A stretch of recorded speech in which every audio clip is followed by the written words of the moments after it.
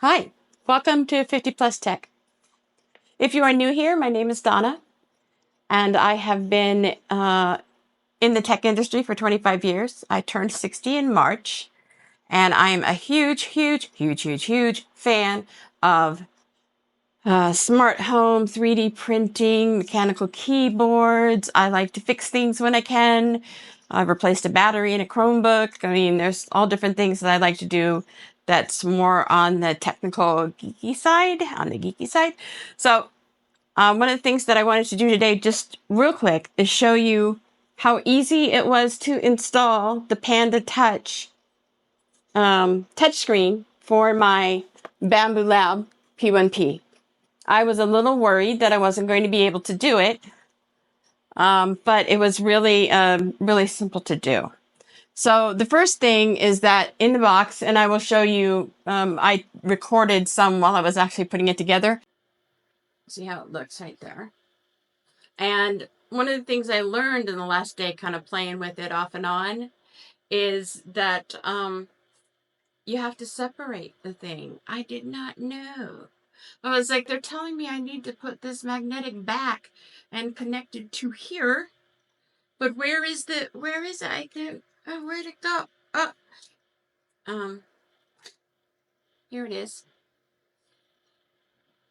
It took me forever to figure it out, but I figured it out, and now I saved you the time trying to find this piece. So yeah. So I'm taking it apart because I'm going to put this little base thing goes up here. It goes like this. Oh no, it goes the other way, where the 3M goes in the back. So it goes up there. So what I need to do now is I've got to connect the what's your face. Here, eat, this way. I was having trouble getting the little screws in, but in the box it comes with this little thing that connects to the top of the Bambu Lab, and it comes with this screen with the back on it already. One of the things that I had to find out was that the backplate, the magnetic backplate, is already attached to this, so you have to take it apart so that you have the backplate and the screen. So I figured that out. I was like, where is it? They were talking about it being, the connecting this thing to the backplate. And I said, well, where's the backplate at? I was and figured that out. And so the second thing I had to figure out was that, according to the picture, at least yesterday when I was trying to do it, it looked like the little screws that come with it were supposed to go from the back of the plate to the front. It's actually the screws go in the front of the plate to the back. See this magnetic part? These little things right here? They have to be up there. So what is the issue? Okay, this is right.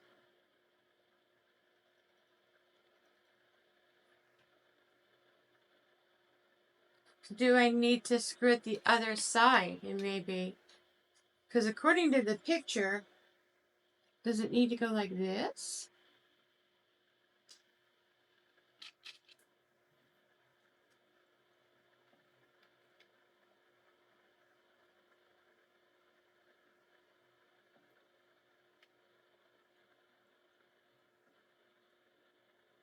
See how I'm doing it from the front instead of the back? Oh. All right, guys. It's from the front to the back.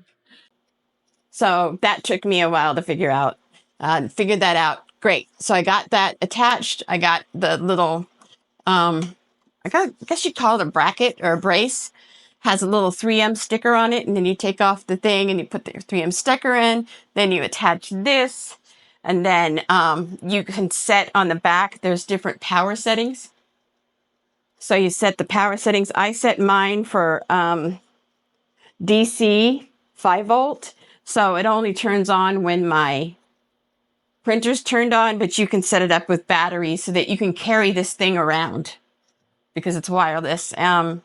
So if you want to watch your print, and I usually watch my print on my phone, on my app on my phone, but you can take this and bring it with you into the front room while you're printing stuff. So that's kind of a cool aspect of this. And then you just attach this. And then the next thing that I had to do once I got that set up was that there is a small cable that comes with it that has a USB-C to USB. And one of my challenges was I couldn't find, let me open this up real quick. I couldn't find the USB port. I was struggling with it because I'm sure, and I couldn't see it, and it was in the way.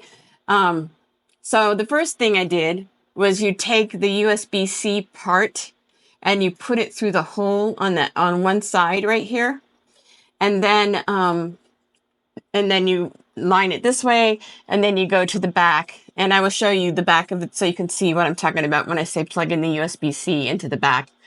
There's a little port in the back of this, and so you plug that in, and then you go here, and there's a little metal like shelf almost, and you go along that metal shelf, and then you plug it in to the USB-C port under here, which is the start of the port is right about here, if that gives you a little bit of a guide. It's about a third of the way through the other. I do need to, it does look like it's a little crooked. I may have to adjust that, but that's that, and it's plugged in, and then you fire up the screen, you connect to Wi-Fi, and you're done. So that was a really simple, really easy setup. And like I said, just a couple challenges. Plugging the screws the correct way and finding this little USB thing. So I thought I would tell you where to find that, because that was a bit of a challenge. The next thing I'm going to do is I'm going to install this light, but I will do that on a separate video.